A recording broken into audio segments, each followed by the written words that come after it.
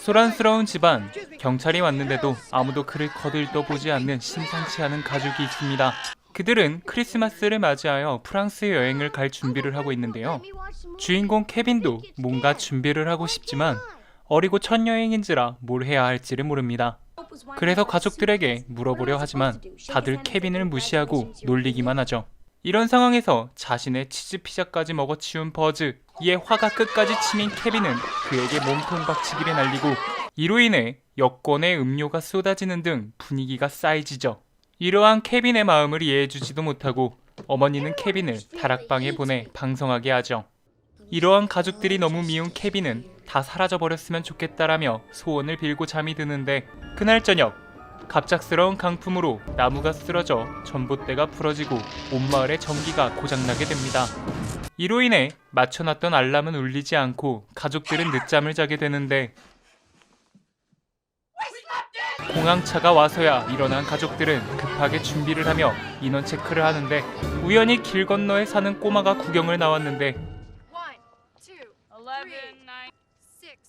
이를 케빈으로 생각하고 가족들은 공항으로 출발, 케빈을 놓고 프랑스로 떠나게 되죠. 뒤늦게 다락방에서 일어난 케빈은 가족들을 찾는데 어제의 소원으로 가족들이 사라진 거라며 무서워하고 슬퍼하긴 개뿔, 이제 자유라며 도비마냥 신나게 하고 싶은 것들을 다 하기 시작합니다. 이때 도둑 2명이 등장하는데 아니 이 사람은? 영화 시작과 함께 케빈 집에 있었던 경찰입니다. 그렇습니다. 그는 경찰로 연기해 케빈네 가족이 여행 간다는 것을 알아낸 거죠. 그들은 당연히 빈집일 거라 생각하고 케빈의 집 문을 열려는 순간 케빈이 이를 눈치채고 집안 불을 모두 킨 후에 겁에 질려 침대 밑으로 숨습니다. 하지만 다행히 도둑들은 이에 깜짝 놀라 도망가고 위기를 모면하죠.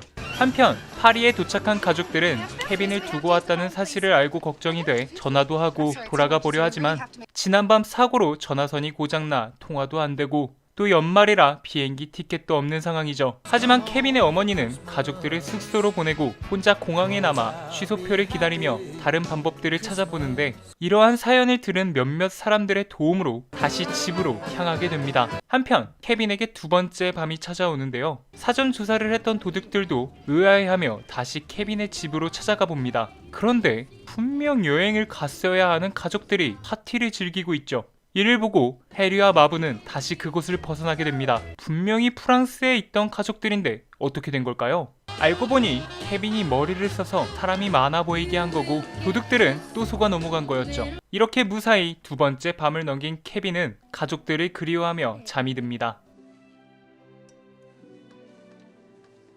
셋째 날 아침 유비의 상고 초력급으로 한 번 더 케빈의 집을 정찰하는 도둑들. 그중 한 명이 해리에게 떠밀려 집 앞까지 가보는데 Get the hell out of here.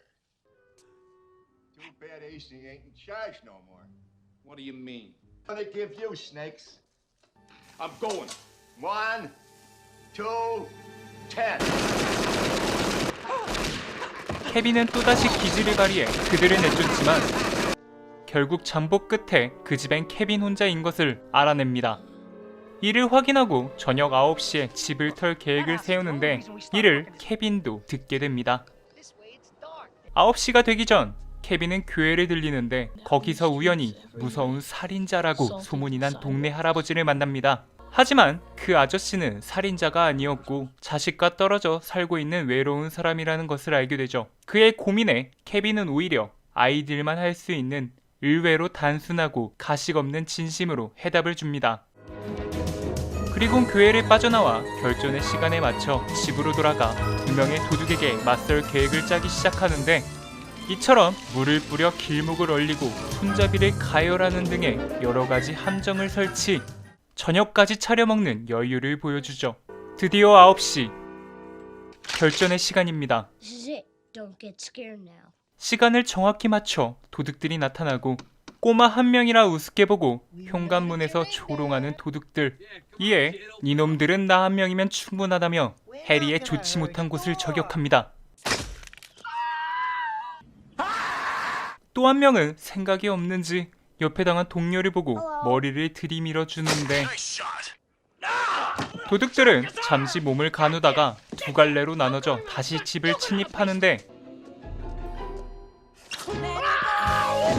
시작부터 엘사도 울고 갈 빙판길이 만들어 정신을 나가게 합니다.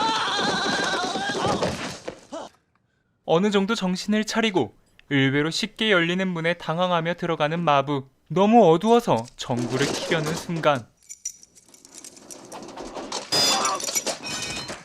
정신을 차리고 다시 케빈을 잡으러 가는데 바닥의 끈끈이로 인해 신발과 양말이 차례차례 벗겨지더니 케빈의 완벽한 킬각으로 오른발의 날카로운 못을 광통시켜 예수님의 심정을 깨닫게 해주죠.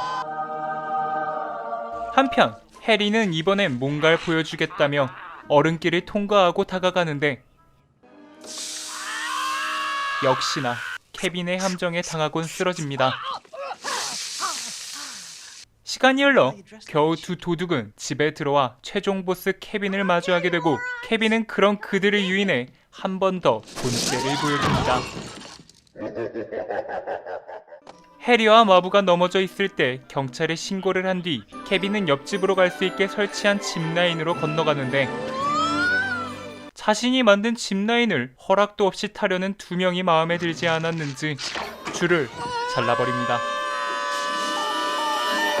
이어서 추격전이 시작되고 케빈은 옆집으로 들어가는데 드디어 도둑들이 이것도 함정일 거라는 생각이라는 것을 하기 시작하고 케빈의 생각을 읽어 반대편 문에서 대기, 이윽고 케빈을 잡는 데 성공합니다. 도둑들은 당한 만큼 돌려주려 하지만 교회에서 만난 이웃집 아저씨의 도움으로 그 자리에서 벗어나게 됩니다. 결국 도둑들은 경찰에게 잡혀가고 케빈은 무사히 집으로 귀가하는데 다음날 아침 우여곡절 끝에 집으로 먼저 돌아온 엄마는 케빈에게 사과를 하고 뒤이어온 가족들과 함께 크리스마스를 보내며 이야기는 마무리됩니다.